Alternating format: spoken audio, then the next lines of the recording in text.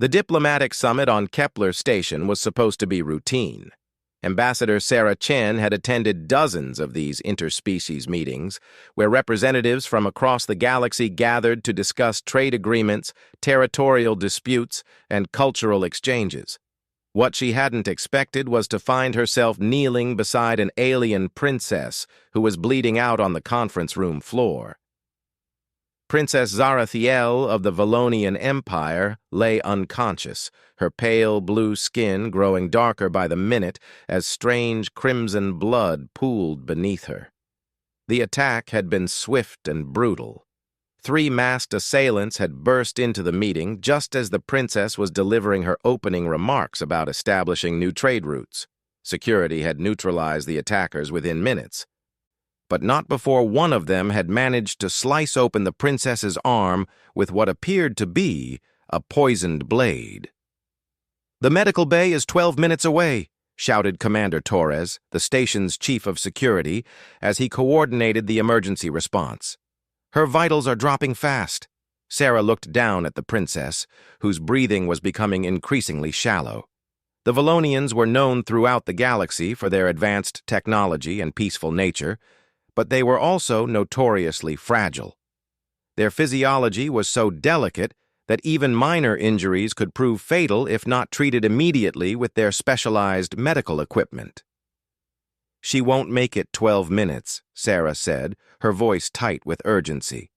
The princess's lips were turning a deep purple, and her breathing had become barely perceptible. Without hesitation, Sarah made a decision that would change everything. She had studied xenobiology as part of her diplomatic training and knew that many species could benefit from emergency blood transfusions, even across species lines. It was risky, potentially deadly for both parties, but it was the only chance the princess had. "I need a medical kit now," Sarah barked. "Ambassador, you can't be thinking of—" Commander Torres began. "She's dying. I have to try." Sarah was already rolling up her sleeve as a medical technician rushed over with an emergency kit. "Set up a direct transfusion, my blood to hers." The technician's eyes went wide. "Ma'am, cross-species blood transfer is extremely dangerous. We don't know how her system will react to human blood or how yours will handle the procedure." "Do it anyway." As the technician worked to establish the connection, Sarah felt the familiar sting of the needle entering her vein. She watched her bright red blood flow through the clear tubing, mixing with the princess's darker crimson as it entered her system. The room fell silent except for the soft hum of the medical equipment and the distant sounds of the station's ventilation system. For several agonizing minutes, nothing happened. Then gradually, the princess's breathing began to strengthen. Color slowly returned to her pale features, and her eyelids began to flutter. Sarah felt a wave of relief wash over her, followed immediately by a strange dizziness as her own blood pressure dropped. "It's working," whispered the medical technician, monitoring both their vital signs. "Her cellular regeneration is accelerating, and the toxin levels are dropping." Princess Zarathiel's eyes opened slowly, revealing the striking violet irises that were characteristic of Valonian royalty. She looked confused and disoriented, her gaze darting around the room before settling on Sarah's face. When she noticed the tubing connecting them, her expression shifted from confusion to something that looked almost like horror. "What?" The princess's voice was barely audible, but her tone carried an intensity that made everyone in the room lean forward. "What have you done?" Sarah tried to offer a reassuring smile despite her growing weakness. "Don't worry, Your Highness. You were poisoned, but you're going to be okay." "I'm just helping your body fight off the toxin." The princess's violet eyes widened further as she followed the tubing from her arm to Sarah's. You gave me your blood?" Her voice was getting stronger, but there was something in her tone that Sarah couldn't quite identify. Fear? Anger? Something else entirely? "Yes, I did. It was the only way to save your life. The medical bay was too far away, and you were dying." Princess Zarathiel struggled to sit up, despite the protests of the medical technician. Her gaze never left Sarah's face, and there was an intensity there that made the ambassador increasingly uncomfortable. The princess's breathing was becoming more rapid, but not from physical distress. This seemed to be emotional. "Do you—" The princess paused, as if searching for the right words. "Do you understand what you have done? Do you know what blood sharing means on my world?" Sarah felt a cold dread beginning to form in her stomach. In all her xenobiological studies, she had focused on the medical aspects of different species. She had never delved deeply into the cultural or social implications of various biological processes. I saved your life?" The princess closed her eyes and took several deep breaths before responding. When she opened them again, there was something different in her expression. The horror was still there, but it was mixed with something that looked almost like resignation, or perhaps acceptance. "Ambassador Chen," she said formally, though her voice carried a slight tremor. "Among my people, the sharing of blood is not merely a medical procedure. It is the most sacred of all bonds. It is how we—" She paused again, clearly struggling with the translation. "It is how we bind our souls together for eternity." The room fell completely silent. Commander Torres, who had been coordinating with security, stopped mid-sentence in his communications. The medical technician's hands froze over his instruments. Even the soft hum of the station's life support seemed to fade into the background. Sarah felt her heart begin to race, and not just from the blood loss. "I don't understand. What do you mean, bind souls?" Princess Zarathiel's expression was now unreadable, a carefully controlled mask that revealed nothing of her inner thoughts. When one Valonian shares blood with another, it creates a connection that transcends the physical. It is reserved for the deepest love, for life partners who choose to join their very essence together. It is— She struggled again with the words. "It is our equivalent of what you might call marriage, but far more permanent and binding." The implications hit Sarah like a physical blow. She had intended to save the princess's life, but according to Valonian culture, she had just accidentally married her. The absurdity of the situation was almost overwhelming, but the deadly seriousness in the princess's voice made it clear that this was no joke. "Your Highness, I had no idea. I was only trying to—" "I know what you were trying to do," the princess interrupted gently, "and I am grateful for my life. But according to the laws and customs of my people, we are now—" She paused, searching for the right term. "Bound together. Forever." Commander Torres finally found his voice. "Surely there must be some way to reverse this. Some kind of ceremonial dissolution?" Princess Zarathiel shook her head slowly. "There is no reversal. The blood bond is considered unbreakable. It is written into our very DNA, into our spiritual essence. What is done cannot be undone." Sarah felt the room beginning to spin slightly, and not just from the blood loss. The diplomatic implications of this situation were staggering. She was a human ambassador, and she had just accidentally entered into what amounted to an alien marriage with a princess of one of the galaxy's most powerful empires. The political ramifications could destabilize interspecies relations for decades, but even more immediate was the personal impact.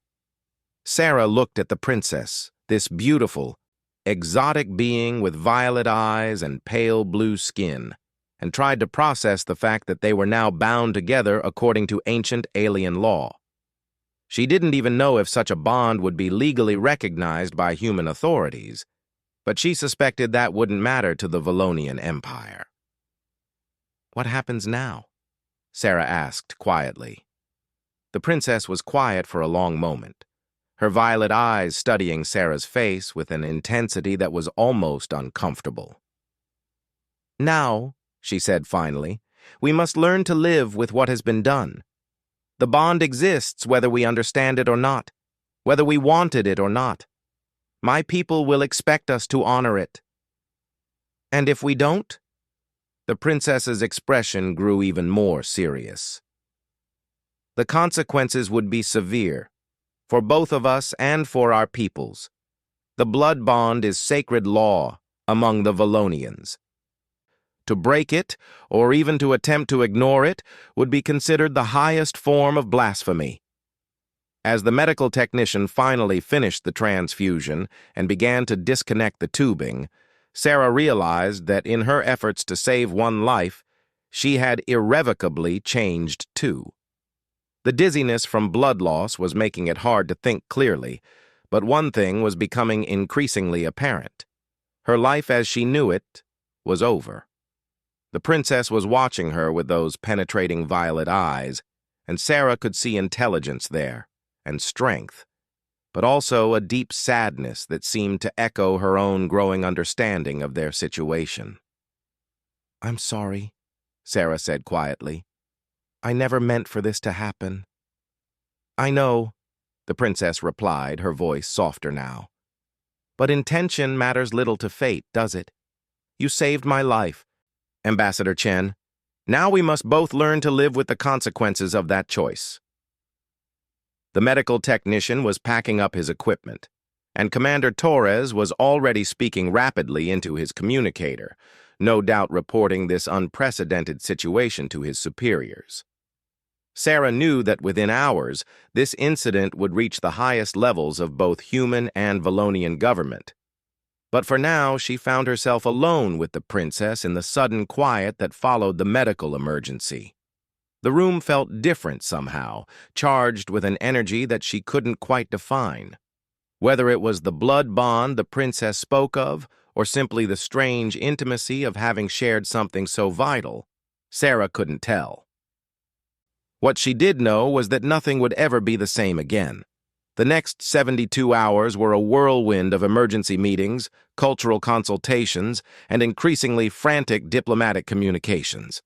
Sarah found herself confined to her quarters on Kepler Station, while teams of xenobiologists, cultural experts, and legal advisors tried to understand the full implications of what had happened. Princess Zarathiel had been moved to the diplomatic wing of the station, where she was surrounded by her own advisors who had arrived within hours of the incident. Sarah had not seen her since the medical emergency, but she had heard through Commander Torres that the princess was physically recovered but emotionally distraught about the situation. On the third day, Sarah was finally summoned to a formal meeting in the station's primary conference room. As she entered, she was surprised to find not just human officials, but also a delegation of Valonian dignitaries who had traveled from their home world. The princess sat at the far end of the table, dressed in elaborate ceremonial robes of deep purple and silver. Her violet eyes met Sarah's briefly before she looked away. Admiral Harrison, the highest-ranking human official on the station, cleared his throat. "Ambassador Chen, we've spent considerable time consulting with Valonian cultural experts about your situation. What we've learned is both fascinating and troubling. Dr. Yuki Tanaka, the station's chief xenobiologist, activated a holographic display that showed complex molecular structures. The blood bond that the princess described isn't merely cultural or psychological. It appears to be an actual biological phenomenon unique to Valonian physiology." Sarah studied the display, though the complex molecular diagrams meant little to her. "What does that mean exactly?" "It means," said a new voice, heavily accented with the melodious tones of the Valonian language, "that the bond is as real as gravity or electromagnetic force." Sarah turned to see a tall, elegant Valonian male with intricate silver markings on his pale blue skin. "I am High Counselor Darveth, advisor to the royal family. What has occurred between you and Princess Zarathiel is unprecedented in our recorded history." Admiral Harrison leaned forward. "Unprecedented how?" "Never before has a Valonian formed a blood bond with an alien species." We did not even know such a thing was possible. But our medical examinations of both the princess and Ambassador Chen confirm that the bond has indeed formed. Dr. Tanaka nodded, highlighting certain aspects of the molecular display. The Valonian circulatory system contains specialized proteins that, when introduced to compatible DNA, create quantum-entangled neural pathways.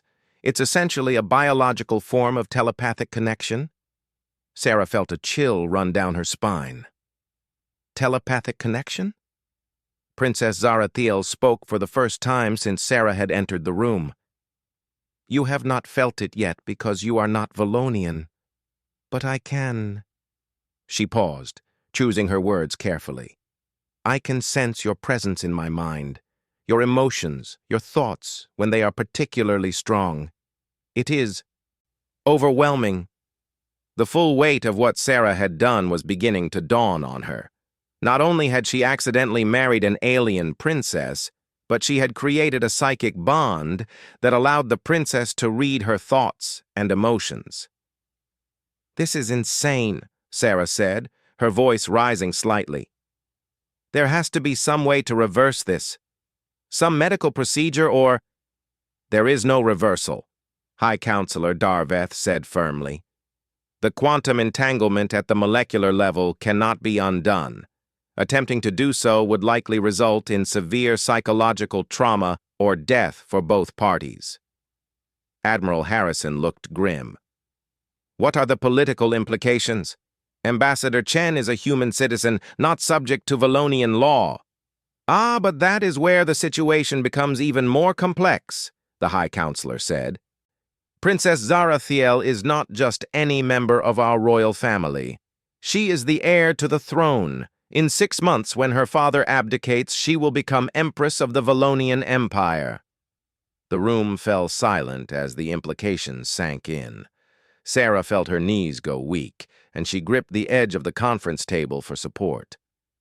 You're telling me I'm accidentally married to the future Empress of one of the galaxy's most powerful civilizations? Not accidentally married, Princess Zarathiel said quietly. Among my people, the blood bond is far more significant than what you call marriage. It is a joining of souls, a connection that transcends death itself. You are now my bondmate, which, when I ascend to the throne, will make you— She paused, the weight of her next words clearly affecting her. My co-ruler. Sarah felt the room spin around her. This can't be happening. I'm a diplomat, not royalty. I don't know anything about ruling an empire. Dr. Tanaka was studying her instruments with growing interest. There's something else. Ambassador Chen, have you experienced any unusual sensations in the past few days? Changes in perception? Enhanced awareness? Sarah thought back over the past 3 days. Now that she focused on it, she had been noticing things differently. Colors seemed more vivid, sounds more distinct. She had been attributing it to stress, but now she wondered if there was something else happening. Some changes, yes. Why? The blood bond appears to be enhancing your neural pathways as well. Human brains are remarkably adaptable, and it seems yours is learning to accommodate the quantum entanglement. You may develop some limited telepathic abilities yourself. Princess Zarathiel looked up sharply at this news. Is that possible? I thought only Valonians could maintain the bond. The princess's blood contains cellular repair nanites, Dr. Tanaka explained. When they entered Ambassador Chen's system during the transfusion, they began optimizing her neural structure for compatibility with Valonian consciousness patterns. It's remarkable, really. The human brain is proving more adaptable than we ever imagined. High Counselor Darveth looked troubled by this development. If the human develops telepathic abilities, the bond will become even stronger. There truly will be no way to separate them without catastrophic consequences. Admiral Harrison stood and began pacing. Let me understand this correctly. Ambassador Chen saved the princess's life, accidentally creating an unbreakable psychic bond that makes them essentially married. The princess is about to become an empress, which means Chen will become co-ruler of an alien empire. And now Chen is developing telepathic abilities that will make the bond even stronger? That is correct, the High Counselor confirmed. Sarah slumped in her chair, overwhelmed by the enormity of the situation. What am I supposed to do with this information? I never asked for any of this. For the first time since entering the room, Princess Zarathiel looked directly at her. Nor did I, she said softly. But we cannot change what has happened. The question now is what we do moving forward. The Valonian Empire is prepared to offer a proposal, High Counselor Darveth said. Ambassador Chen would be welcomed as an honored member of our royal family. She would receive full cultural and political training to prepare her for her eventual role as co-empress. In return, this unprecedented union could serve as a foundation for a new era of human-Valonian cooperation. Sarah looked around the room at the faces watching her expectantly. Human officials hoping she would do what was best for Earth's diplomatic interests. Valonian dignitaries waiting to see if she would accept their culture and customs. And the princess, whose violet eyes held a mixture of hope and fear. And if I refuse? Sarah asked. The princess's expression grew pained. The bond exists regardless of our choices. If you refuse to honor it, I will spend the rest of my life feeling your rejection in my mind. The psychological trauma could affect my ability to rule effectively, which would have consequences for both our peoples. So I don't really have a choice. You always have a choice, Princess Zarathiel said gently. But every choice has consequences. Sarah closed her eyes and tried to think clearly. When she had woken up 3 days ago, she had been a respected diplomat with a quiet, predictable life. Now she was being asked to become the co-ruler of an alien empire, bound to a woman she barely knew by forces she didn't understand. But as she sat there, she became aware of something new, a subtle presence at the edge of her consciousness, warm and familiar despite being completely alien. It was the princess, she realized. She could feel her emotions through the blood bond, sadness, fear, but also a deep loneliness and a surprising strength. When Sarah opened her eyes and looked at the princess, she saw not just the political complications or the cultural challenges, but a person who was as trapped by circumstances as she was. Someone who would soon bear the weight of ruling an empire, dealing with the same impossible situation Sarah faced. I need time to think, Sarah said finally. This is the most important decision of my life, and I refuse to make it under pressure. Admiral Harrison started to protest, but Princess Zarathiel raised a graceful hand. She is correct. This decision will affect both our lives forever. She should have whatever time she needs. High Counselor Darveth looked less pleased with this delay. Time is not unlimited. The princess's coronation is in 6 months. If this union is to be recognized, there are ceremonies and preparations that must begin soon. Then we have 6 months, Sarah said firmly. I want to learn about Valonian culture, about what would be expected of me. I want to understand this bond and what it really means. And I want to get to know the person I'm supposedly bound to for eternity. She looked directly at Princess Zarathiel. If we're going to make this work, we need to understand each other, not as political entities or diplomatic necessities, but as people. The princess nodded slowly. I would like that as well. This situation is as overwhelming for me as it is for you. As the meeting concluded and the various officials filed out to begin their respective preparations, Sarah found herself alone with the princess for the second time. The silence stretched between them, heavy with unspoken questions and uncertainties. Can you really sense my thoughts? Sarah asked finally. Only the strongest emotions, the princess replied. Fear, anger, joy. And right now I can feel your confusion and curiosity. Sarah nodded. I keep thinking about how different our worlds are, how little we know about each other. If this bond is real and permanent, we need to find a way to make it work. Or we will both be miserable for a very long time, the princess agreed. My people live for nearly 3 centuries. That is a long time to be bound to someone you cannot understand. Then I guess we'd better start learning, Sarah said, surprised by her own resolve. My name is Sarah, not Ambassador Chen, just Sarah. The princess smiled for the first time since the blood transfusion. Zara, my friends call me Zara. It wasn't much, but it was a beginning. 5 months later, Sarah stood in the gardens of the Valonian royal palace, watching the twin suns set over the crystal spires of the capital city. The past months had been the most challenging and transformative of her life. She had learned the Valonian language, studied their complex political systems, and gradually begun to understand the intricate cultural nuances that governed their society. More importantly, she had gotten to know Zara.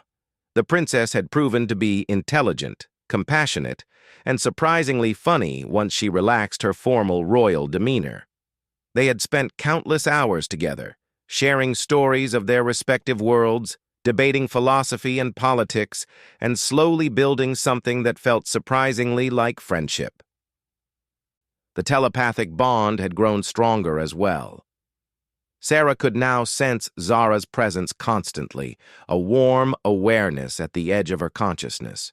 More than that, she had developed limited telepathic abilities of her own. She could feel Zara's emotions clearly, and occasionally catch fragments of her thoughts. Far from being invasive, the connection had become comforting, like having a constant companion who understood her completely. You seem troubled, Zara said, appearing beside her in the garden. Even after months together, Sarah was still struck by the princess's ethereal beauty. Her pale blue skin seemed to glow in the light of the setting suns, and her violet eyes held depths that Sarah was still discovering. Tomorrow is the coronation, Sarah said. After tomorrow, you'll be empress, and I'll be... She paused, still struggling with the concept. My co-ruler and bondmate, Zara finished gently. Are you having second thoughts? Sarah considered the question seriously. She had asked herself the same thing dozens of times over the past months. The logical part of her mind still insisted that this was all insane, that she was giving up everything she had known for a life she never would have chosen. But the deeper truth was more complex. No, she said finally. Not second thoughts exactly. But I keep thinking about what your people expect from me, from us. I'm still human, Zara. I don't think like a Valonian, and I never will. What if I make mistakes that hurt your empire? Zara moved closer, and Sarah felt the familiar warmth of her presence both physically and mentally. Do you know what my father told me yesterday? He said that in all his years of rule, his greatest regret was that he never had anyone who could truly understand the weight of leadership. Someone who could share not just the power, but the burden.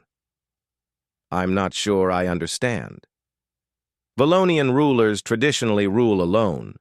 The blood bond between life partners is considered too sacred to involve in politics. But our bond was created through sacrifice and service, not romantic love. My father believes this makes it different, perhaps stronger in some ways. Sarah felt a complex mix of emotions through their connection and realized they weren't all her own. Zara was nervous about the coronation too, but there was also anticipation and something that felt like hope. What are you thinking? Sarah asked, using their telepathic connection rather than speaking aloud. I'm thinking, Zara responded the same way, that maybe what happened to us wasn't the accident we thought it was.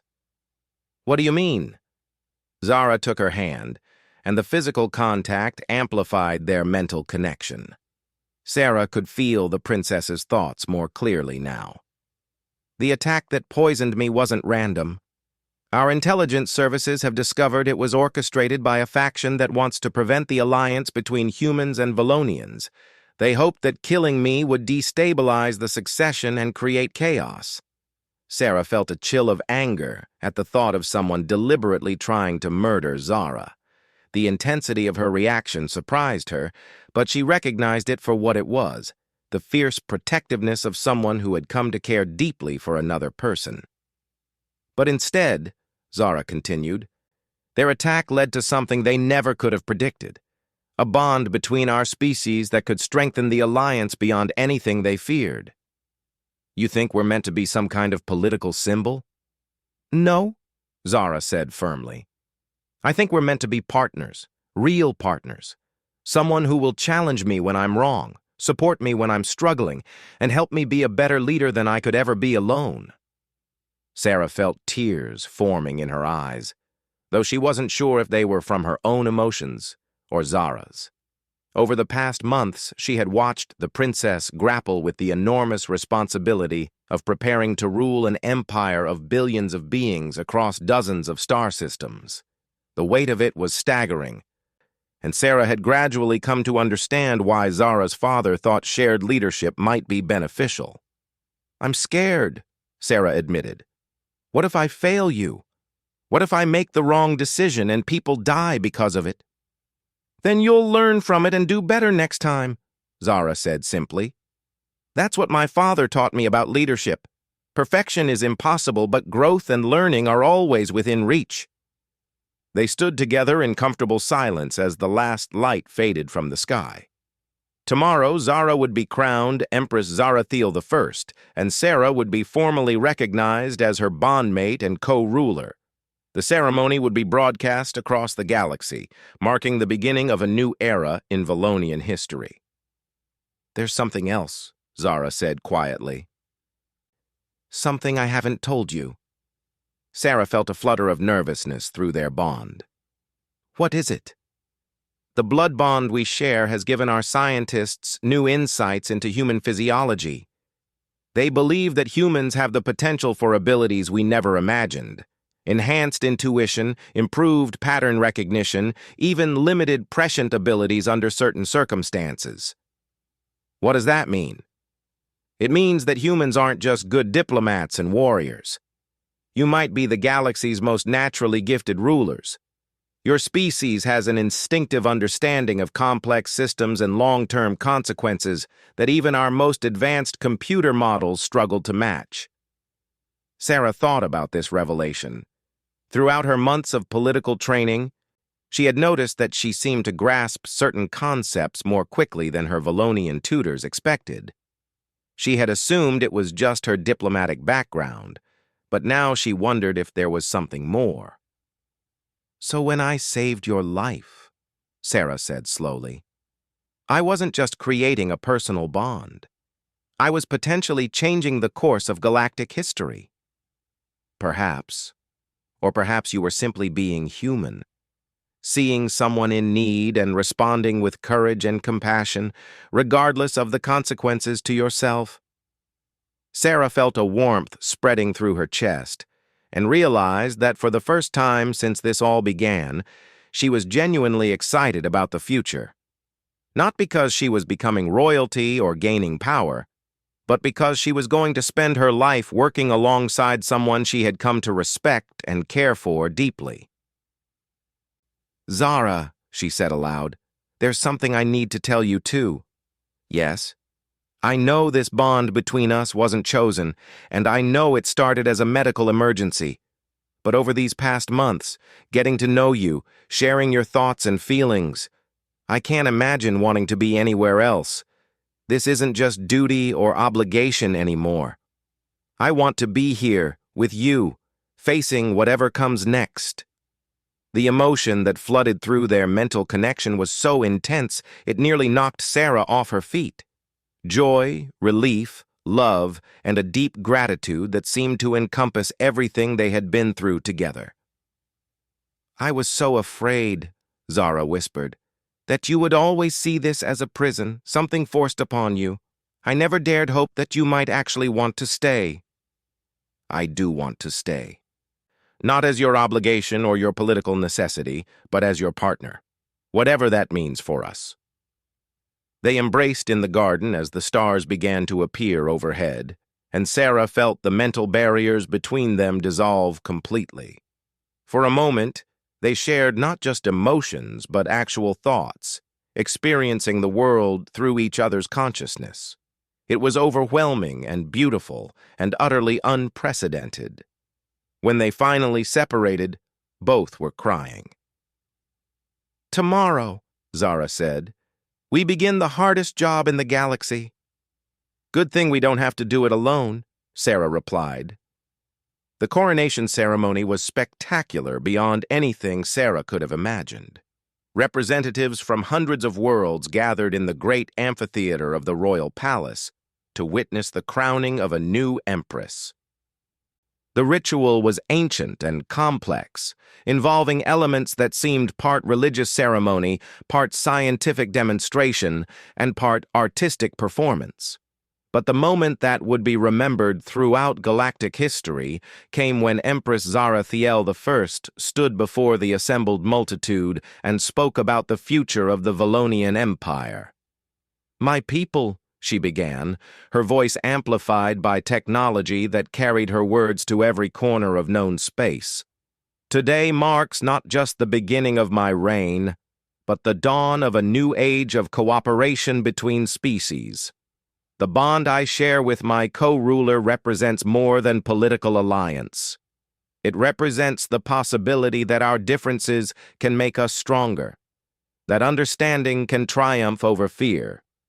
She turned to Sarah, who stood beside the throne in robes of silver and blue that marked her unprecedented status. "Ambassador Sarah Chen of Earth saved my life without thought for the consequences to herself.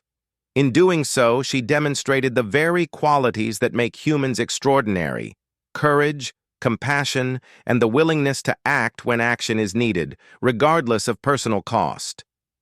The audience was completely silent, hanging on every word.